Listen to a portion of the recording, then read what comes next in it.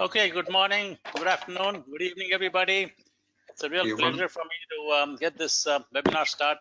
Already all of you are here in ready position and hearing some of our conversations that we had with Professor Zhao and Dr. Hans Hoyer and Dr. Sirin Tekinai, who is the chair of the Global Engineering Deans Council. So she is going to join us in a proper way in just a few minutes, and she's a very good friend of our speaker, and so she would actually like to be the one to introduce him to you. But while she is getting a more robust connection, I'm just going to make a quick introduction. Professor Wei Zhao is an internationally renowned scholar, currently serving the Shenzhen Institute of Advanced Technology as its chairman of the University Academic Council. Previously, he served the American University of Sharjah as its chief research officer. From 2008 to 2018, he served as the 8th rector, that is president of the University of Macau. Professor Zhao also served as the dean of the School of Science at RPI, Rensselaer Polytechnic Institute. He was director for the division of computers and network systems in the U.S. National Science Foundation. So we have an outstanding speaker for you today, and it's a very important topic that he's going to address, the future of computing. So with that, I'm going to hand it over to you, Dr. Zhao, and I'm going to go into hiding. And you can keep your video on and put your slide on full screen mode. You put it on full screen mode, you'll be all set. Okay, thank you. To just save some trouble, I'll not go to full screen mode. Just use this mode. I think it's big enough. I found if you use the full screen mode, sometimes my two screen screw up myself. All right, thank you. Today we will talk about a computer. I know each of you probably have some departments, schools in your college. So the topic we discuss is what's going on in computing field and what likely will happen in the future. Obviously, computers, information technologies have made tremendous impact to our life, and certainly that's a part of life, right? We depend on computer even to have our meeting today. And in the recent years, you'll keep hearing many different buzzy words: cloud computing, big data, Internet of Things, AI, etc., etc. So today, I'd like to tell you my opinion, what the relationship, those new developments, and what likely they will be going on. We know computer runs programs. Okay, so you can see on my screen this very, very simple program. You input a variable A, you input a variable B, you let the C equals A plus B and print out the C. So this program will add two numbers together. One thing amazingly, at least to me, is computers do their job. Normally it's very, very fast and virtually is always correct. Now the question is why? Why computer can run so fast and why computer hardly to make any mistakes as long as the program is correct. The execution program was never a problem, or hardly was never a problem. So this is really back to what is the foundation in computing. We really rely on two cornerstones. Number one is called a theory of mathematical logic. This theory was not created by our engineers or computer scientists. This was created by mathematicians. Nevertheless, what this theory tells us, if you want to do a computation like a program I just showed you, it eventually is evaluation of a logic expression, right? What's a logic expression? Basically, it's a sequence of logical operands and connected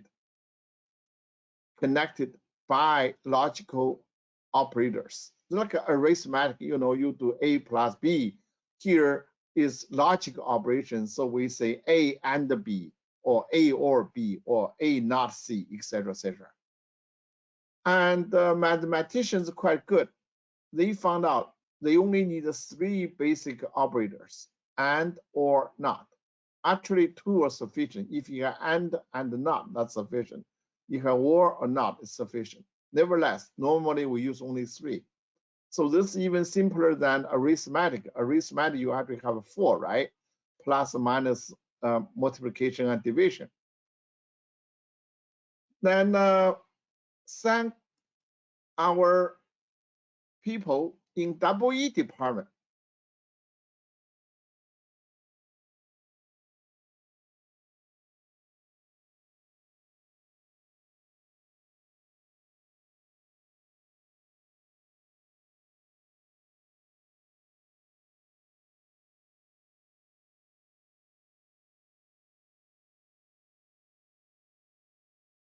Did we lose him? Or did I lose me? No, we cannot hear him, Krishna. I think he's frozen. His face is frozen, so his connection is a problem. Exactly. Yes. Exactly. But it's not our connection, right? You and I can hear each other. He's frozen. I will ask him to turn off his video next time we see him. Can you turn off your video, Dr. Zhao? Turn off your video, Dr. Zhao. Turn off your video. We can't hear you. That we can make a circuits very Dr. small, Zhao, very Dr. Zhao, reliable, and a very low cost in terms of speed. In these two, we have something called computer. So far, so good.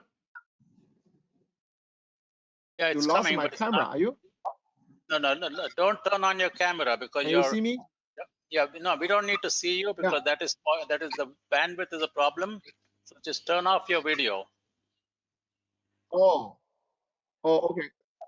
Okay, I turn on the video. All right, I'll do that. Bandwidth is Let me now you're hope better. I Okay, turn now on. we're fine. Just keep talking. Yeah, Okay, here we go. you're fine. It's Yeah. better. All right. Okay. I guess we don't have enough bandwidth here. So, computing field is like a big tree, and very fortunately, we rely on 2 inventions not made by your computer science. Okay, so when you talk to computer science department, I tell him, say you're eating very good lunch, but actually bought by somebody else. By mathematicians, they create mathematical logic, and by our EE people, or basically people in physics, they created semiconductor technology. But computers people actually did something good. Okay, they invent something called a complexity theory. The basic idea in this series, we classify the problems in computing, basically in computational programs, into 2 kinds. One is called easy problems, one is called hard problem. You CI department probably using buzzword so-called NP hard, whatever that is, doesn't matter. Basically, we say for all the programs we ever can create, one class are easy one class a hard one. So what do we mean easy one? Easy means you can actually compute very fast, okay? The easy one means the computation time will not grow exponentially as input size grow. That means computation time grow in polynomial time or linearly. For example, when you add 2 numbers together, let's say you add 3 bits, one number and another 3 bits, second number. Then you see you add a very first pair bit on the right, you do one operation, then you do second one, do third one. So when you add 3 bits together, you literally spend the time is about 3 times of the operation, basic operation. So the computation time you add 2 bit number together actually is linear to the input size. It's A times n plus b. So when n goes large very quickly, this computation time go up linearly, not exponentially.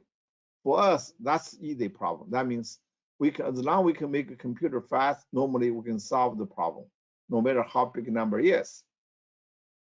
Very unfortunately, not all the problems are like that. We do have problems. The computation time will go exponentially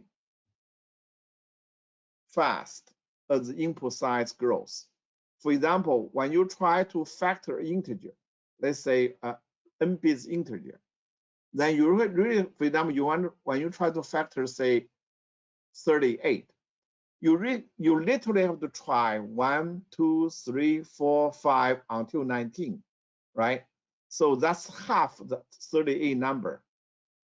So this means the factorization of n-bit integer really equals to b to the n. N is number of bits, right? So when you try to, for example, when you try to factor a 2-digit number, say in decimal, then you actually have to spend about 40, 50 times. So that's a square of the 2 go on. So this is really bad.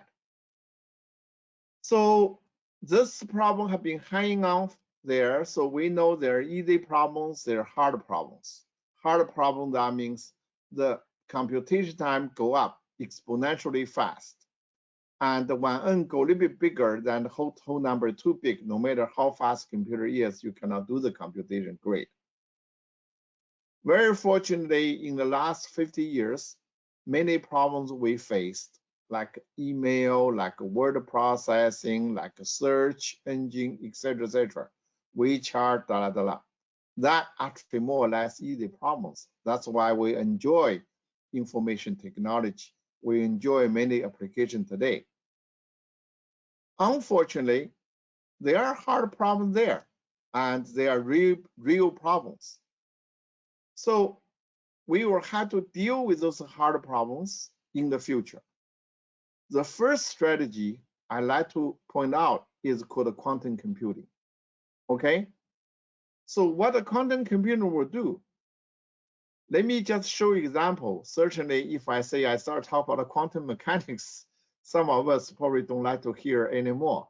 So don't worry, I will give you a quantum computing 101 in 2 minutes, and you understand what it is. For example, let's consider a Fourier transform, all right? This problem actually is a very hard problem. This integration, all right, an integration over a long span. So this is difficult. So what does quantum computing do?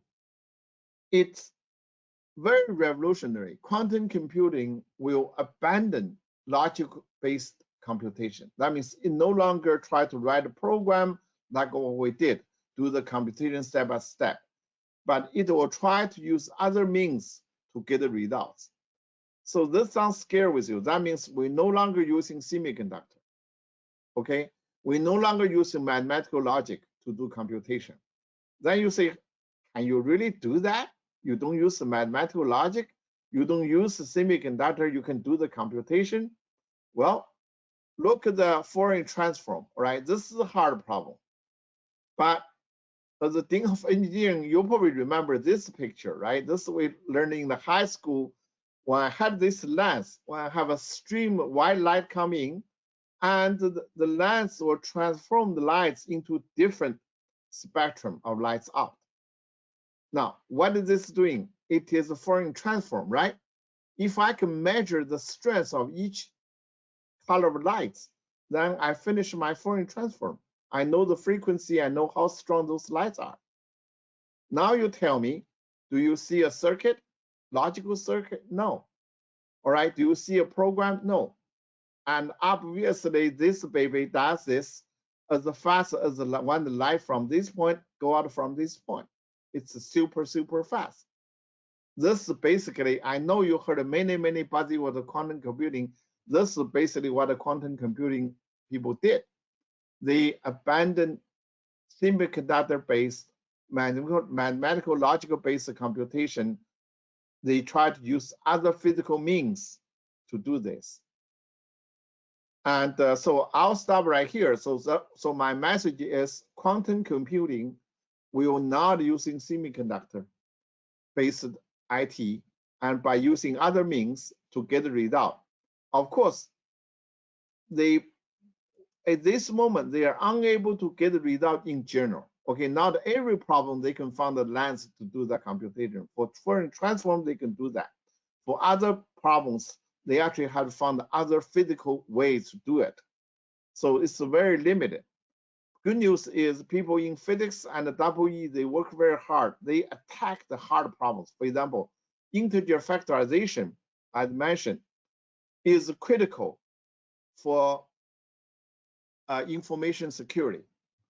And the integer factorization can be solved through Fourier transform. So actually, very first paper on quantum computing talk about how to do integer factorization through Fourier transform through a device like this. Of course, this may not be accurate enough, so then people in physics get very excited. They want to measure very, very precisely, et cetera, et cetera. So real device is much more complex than this, but principle is like that. So this is the first thing we do, okay? Try to attack hard problems, not rely on theory of mathematical logic, not relying on semiconductor technology, but we try to use other nature science phenomena to do the computation. In theory, any physical process, actually computation, you transform a physical state from another, actually that's fx equals y. As long as you can use it, take it. So I will expect in the future, you will see many, many different of computing came out, and that will surprise you more or less. They all try to use non-semiconductor-based technology to attack hard problems. So that's the first thing. Then the second thing, this buzzwords you heard more often and getting very hot, is called artificial intelligence. What AI mean here?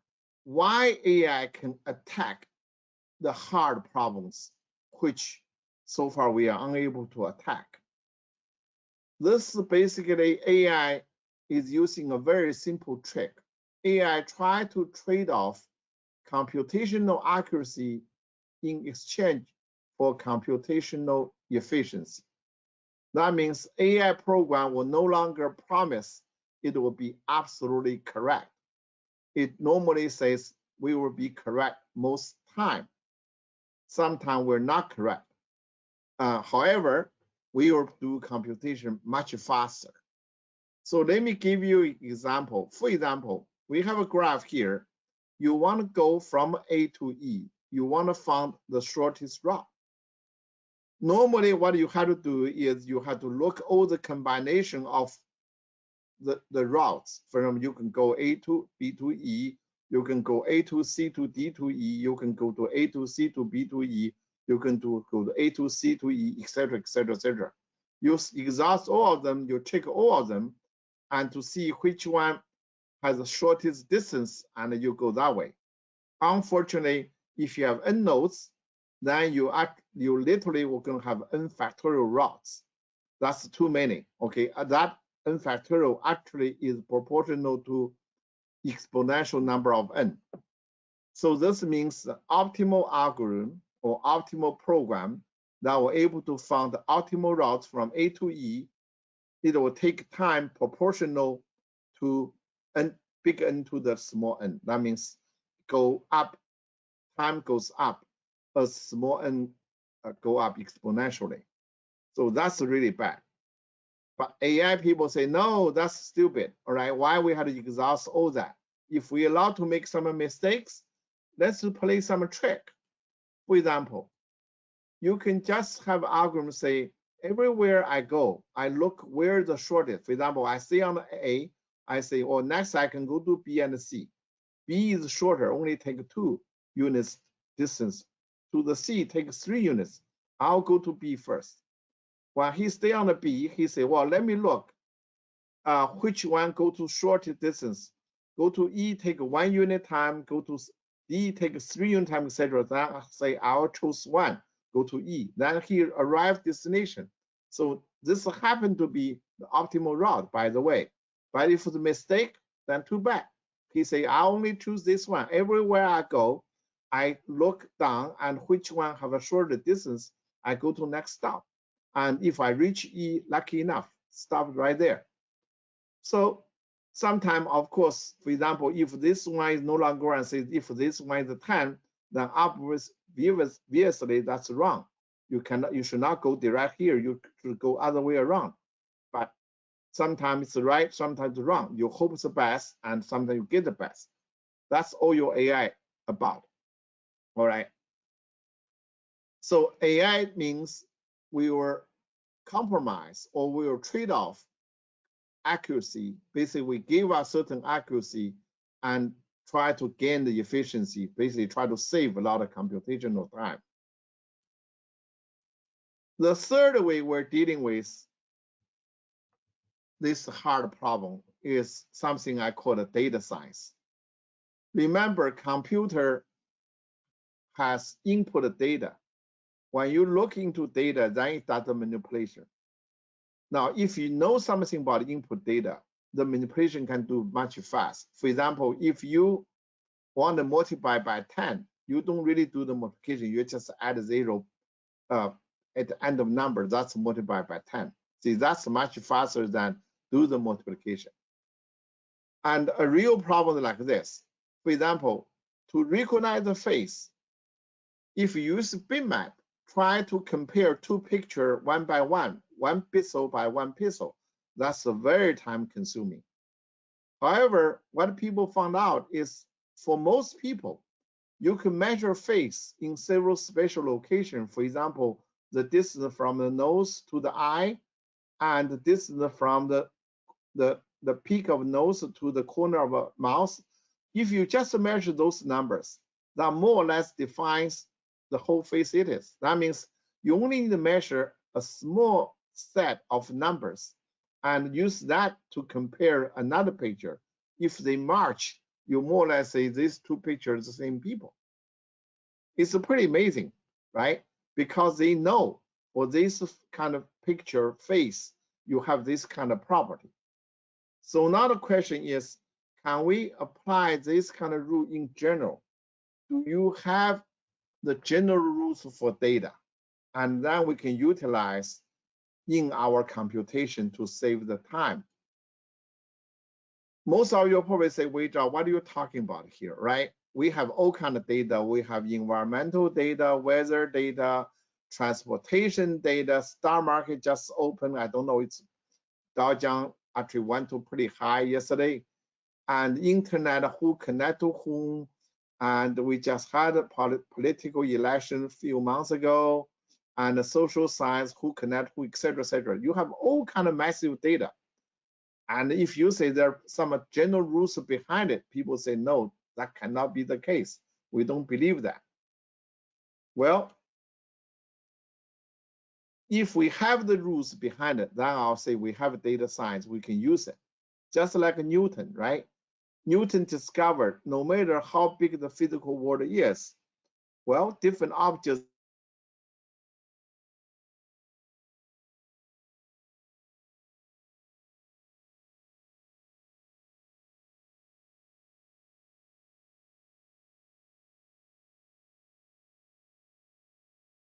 I think we lost his voice again.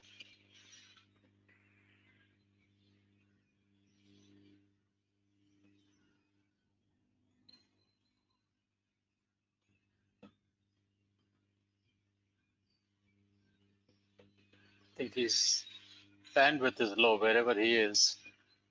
So his microphone is not turned out, it's down.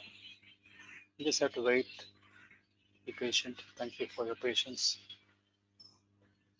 I think we'll just have to assume we can follow some things based on the pictures that he's showing.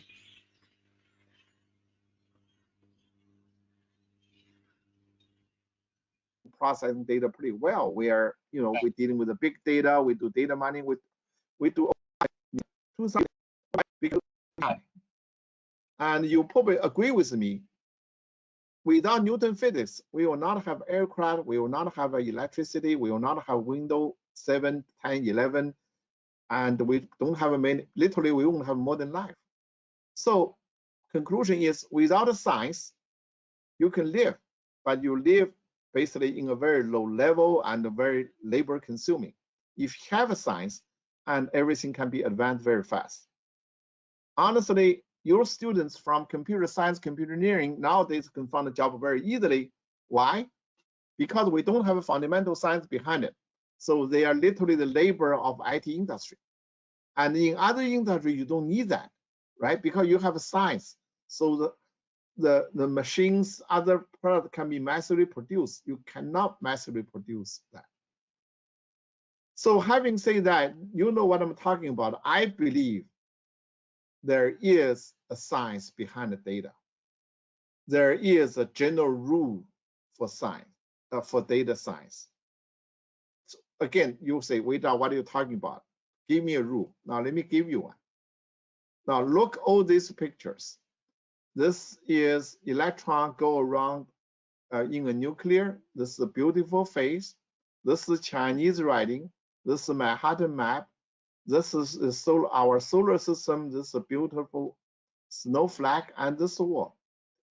Do you see something common in all this? They are all symmetry. Why? I do not know. So I will say there's a rule here. Whether or not we can quantitatively specify a rule, that depends on a Newtonian data science. I'm not that. At least in my opinion, we do have a general rules already there. Of course, they need to be consolidated, need to be precisely described. And let me show you actually even a little bit more. For example, other rules on data. You know, for attributes of individual, like blood pressure of everybody who are listening my talk, okay? And the miles you walk today, and maybe the stock market every day, etc. The value.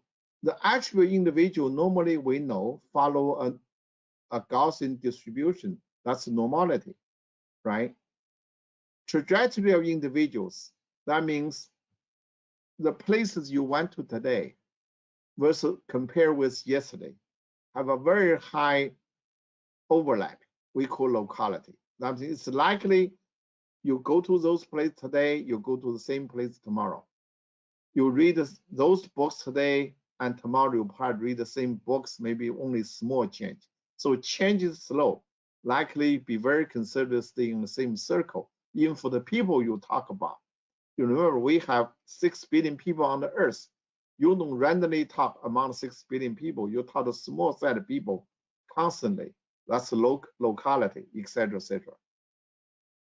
This is called small world phenomena. If another kind of data is called the relationship data. I mean, if I know you, and if I know Serene, then Serene knows Hans, we can build a graph, put a line between us. And this graph, we found out, normally has a very, very small diameter. And we know, for example, with a very high probability on the Earth, between A and B, you only go through like 4 or 5 people, you will know the guy, right? So go through 4 or 5 people, you'll know President Trump, you'll know President Biden, you'll know President Xi, you'll know me, and you'll know many other people. And this is called a small world phenomenon. This does not matter. It's a people or dog. It doesn't matter. It's the location you go to or book you read, etc. So those rules are there. So for me, if we use those rules, then again, people already show the progress. Today, I'm not going on details. We can solve those hard problems in a relatively easy way. So generally speaking, in the future of computing, you will see a new tree go up, which use other phenomena, physical phenomena to do computation. Or on the same tree, we will block the tree to use AI technology or data science rules to solve those hard problems to benefit the people. So this is a quick summary. We have in my opinion, your computer science head more or less want to hire people in quantum computing, AI, data science next few decades, because this is where we are moving into. So generally speaking, I know many of you have this department, computer science engineering. Your department can probably talk to you. Normally here, a group of people working in theory, like mathematical logic, etc., tooling machines. People working in systems, operating systems, databases, networks. People working in software, programming, etc., etc. And as we're talking today, And this computer science engineering in the future will have 3 new components: quantum systems versus old logical-based semiconductor-based systems. Data science actually is new, okay? This go beyond programming, is looking at nature phenomena. And the software in the future very likely will be AI technology-driven software rather than just simple programming. Now question is, what would be even go more than that? We don't have science talk about it here. Let me tell you my own opinion. I believe next 20 years, likely the 2 branch of new science will come out, or engineering, science and engineering will come out. One is, I will say, the study of intelligence. We talk about AI. AI is artificial intelligence. But what about nature intelligence? What is intelligence anyway? How could a human dealing with many hard problems? So this will be the computer science engineering plus brain science plus many others. For me, that's really a new branch in our academic called the study of intelligence. This go beyond traditional programming, go beyond traditional logical reasoning, and this is truly review our intelligent behavior. Another interesting subject, actually we started this in NSF 10 years ago, is called cyber-physical systems. This is talk about the cyber system, basically computer system dealing with the physical world. Obviously, computer science engineering play a critical role here, but because we're dealing with the physical world rather than just dealing with program versus the program, you have to deal with physical sensings, actuators, many other things. We, as far as I know, NSF now and many other agencies are supporting this program for about $40 million a year. For me, all this is just beginning. So in general, I would believe that computer science engineering will be expanded into quantum, data, AI very fast in the near future. And likely in your engineering school, you will have cyber-physical system as your fundamental courses, and perhaps even department. And also in intelligence science, actually, once you have science, very easy you have to follow up on the engineering. And that'll be very interesting subject to go on. So I will say, oh, this is very exciting. This is all in the early stage and need a very serious investment in terms financial, human, and many other things. But obviously, if we can realize all this, and I believe our world would be much better than today. So this is my brief presentation here, and certainly I'm happy to answer questions. Okay, I will get the ball started. I'm sure lots of people have very interesting, fascinating questions, but you're telling me in this new world, logic does not matter anymore. It matters. It matters. Well, let me bring, that's what I want to use in this thing. I can move easily, okay?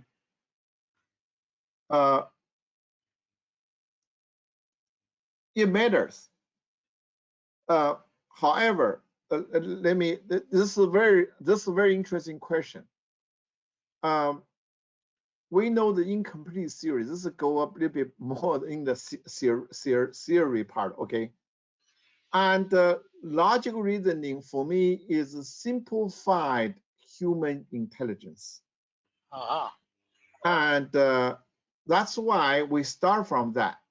And that's why semiconductor technology are able to support. And we certainly, we have to say the last 40, 50 years, we accomplished quite a lot. All the IT today, more or less, virtually all rely on logical reasoning and semiconductor technology.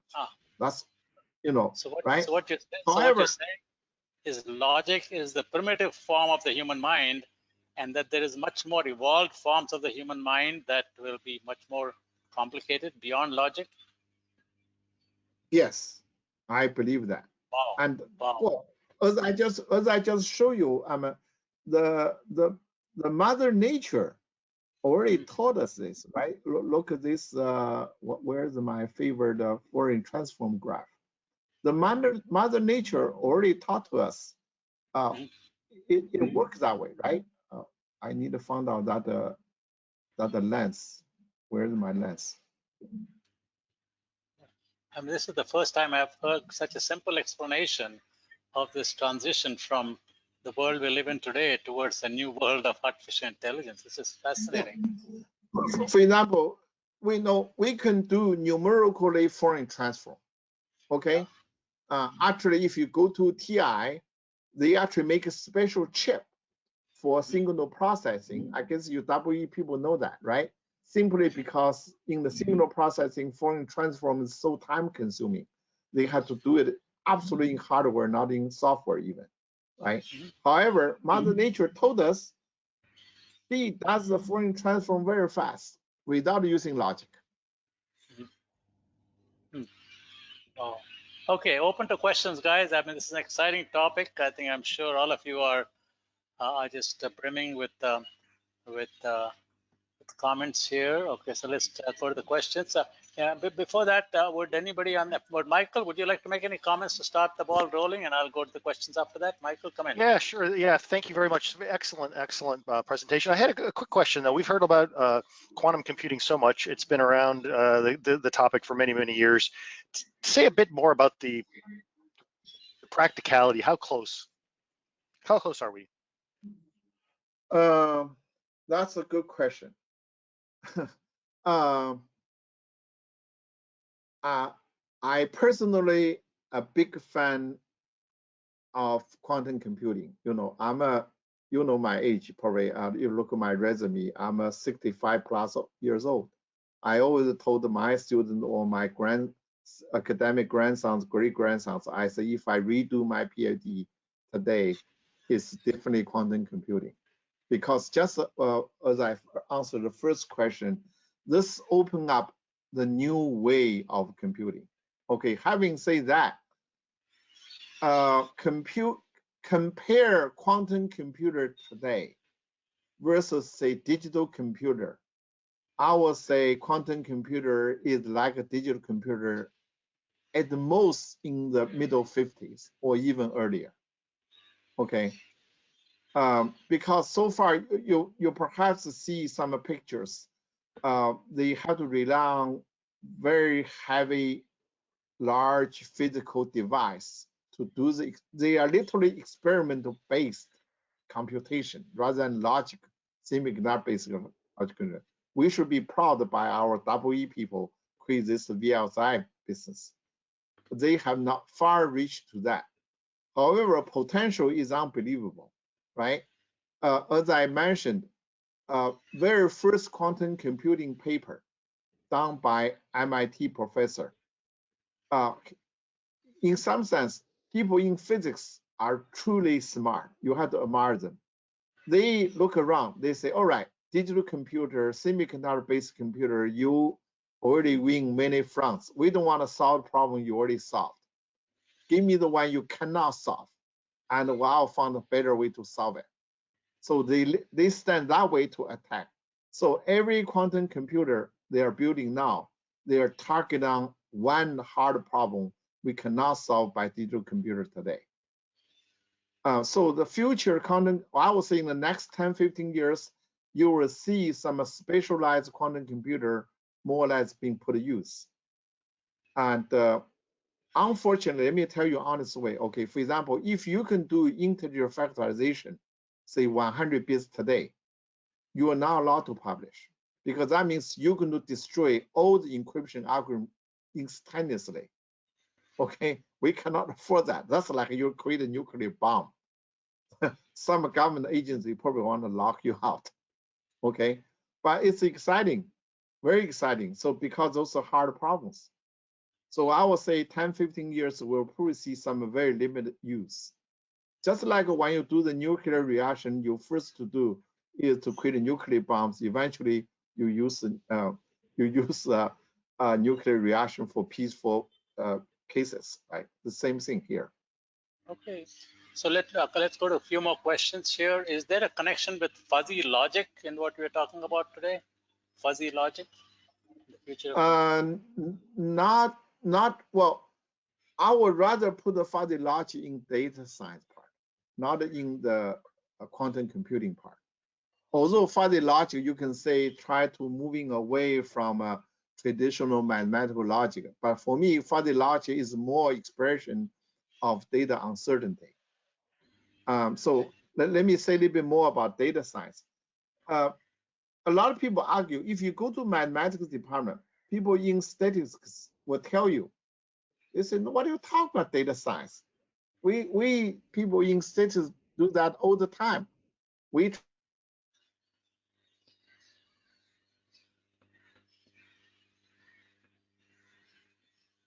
might have lost him again.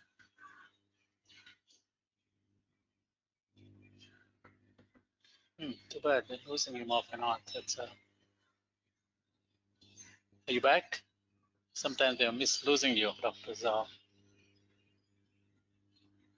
Oops, now his microphone is gone.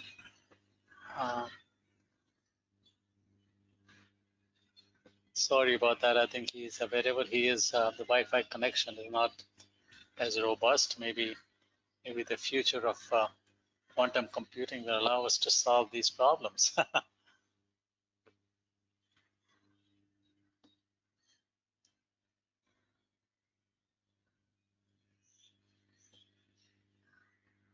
not do that.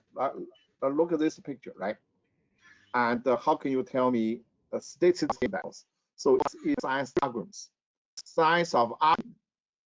For the first 30, 40 years, computer science, people focus on the algorithm part, more or less ignore the data part. And now we see that being catch up. Okay. Question, is there a connection between this, what we're talking about, hard problems in AI with the Turing, T-U-R-I-N-G, Turing machine? Are you familiar with that phrase? I'm not, so yeah, let me put this picture back so it's easy to move on, right? Complex theory is built on top of Turing machine theory. Basically, mathematical logic, just go a little bit on the history of the theoretical work. Mathematical logic has been there for almost 1,000 years. And in the recent time, people more or less looking to computational based logic theory. And the Turing machine is one of those things. Okay, actually we have several other equivalent ones. And the complex theory is built based on that. So without Turing machine description on computational problems, we cannot build a complex theory. Then we cannot classify the easy problem versus hard problem. So this theory, we should be really proud. This complex theory is great because every computer science student know when they, just like your engineering student, when they took engineering problem, they were try to assess feasibility. Can I really build this bridge? Complex theory is our tool in computer engineering for students to, when they look at the problem, they first to assess, is this belong to the easy part or belong to the hard part? If belong easy part, we go ahead and build it. If belong to the hard part, we have to look at other means, like AI, data science, what other compromise means to do it. They know they cannot do it right away. No matter how hard you try, just cannot solve it. okay, Serene is back. Great, good to have Serene back. She's on a computer. That's fantastic. So we'll be able to talk. There's a question here about, and given that we are going to be moving away from semiconductors, right? Then are we going to go into biology or something like that? Nature? You see that Good question. Well, again, let me repeat what I don't want to mislead you. I think the semiconductor-based technology will still have tremendous usage and applications. Okay, just think about it in civil engineering. Initially, you have we build a building by concrete or wood, and eventually we create something, say the steel structure. But that does not mean you're going to throw away concrete. Still, many places, concrete with a beam, iron beams inside, still very useful. So for me, semiconductor technology is more or less like a concrete with beams. However, when you really try to build, say, 100, 200-story high building, the concrete approach probably doesn't work. Then you need to looking for pure steel infrastructure, maybe other infrastructure to build up. So it's the same thing here. Okay. Yeah. So I don't want to mislead you. You students have to learn the semiconductor-based thing because that's the foundation, and I would say most of the students will rely on that. However, if you want to attack the computation problem we're unable to efficiently solve today, then people realize it's time to looking beyond semiconductor-based technology to do the computation. That's quite revolutionary, but we have to try. So, Serene, come in. Hello there. It's such a pleasure to listen to this. Wei, it's so good to hear from you. Thank you so much for this excellent talk.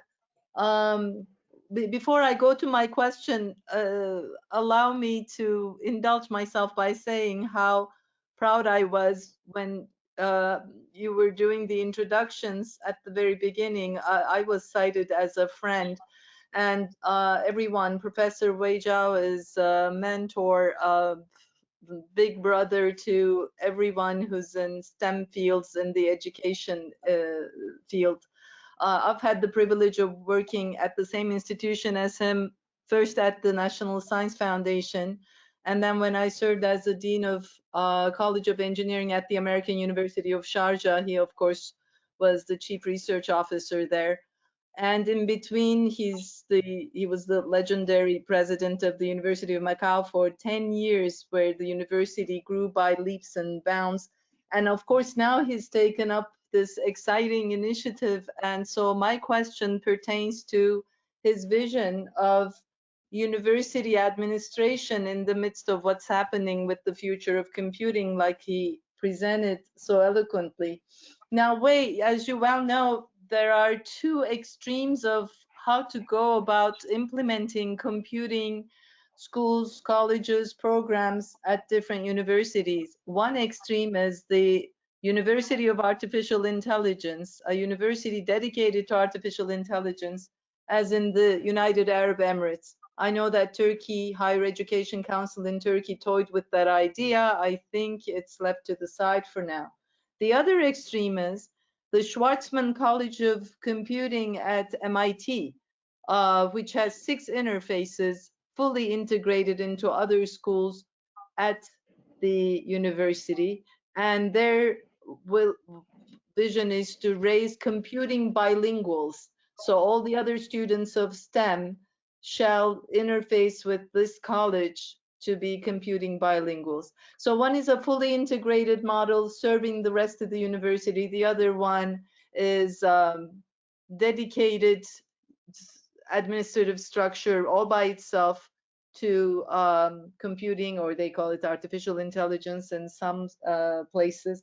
So which do you think is the ultimate way to raise the computing capable individuals of the future?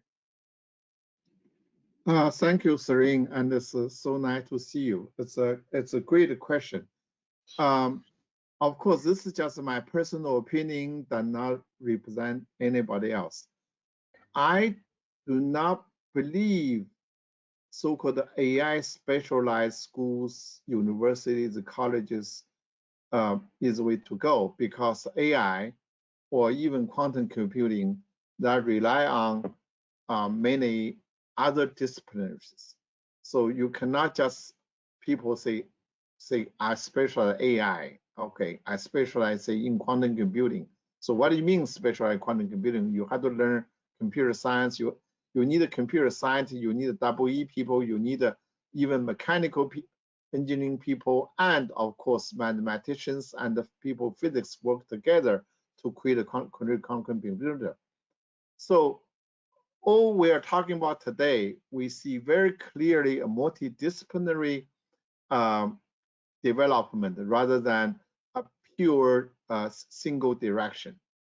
So having said that, so let me answer, if we go to other spectrum, what will happen? Basically, you say, right, if we don't create AI university, then how can we enhance or encourage research academic activity in AI, in data science, quantum computer?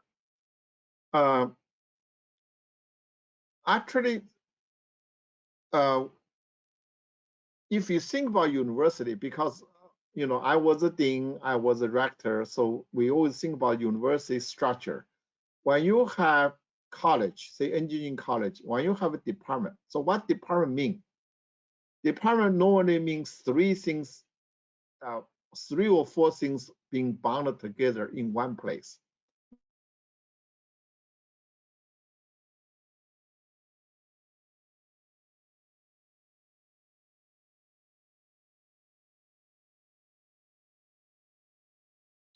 We might have lost him again.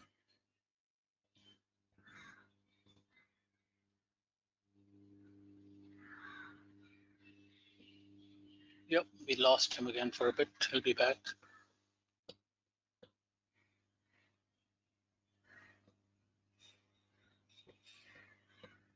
It's quite fascinating. Serena, I guess the question that you just asked about the implications of this for the future of engineering education and all, it's something that we all need to think more seriously about, I think. Yes, Krishna, absolutely. The Schwarzman College of Computing program that you need a group of faculty members who will be teaching that one. So far, research disciplines, should you create? I think that's the lead. Even you Georgia Tech, okay, actually start with UIUC. Many universities were experiencing this.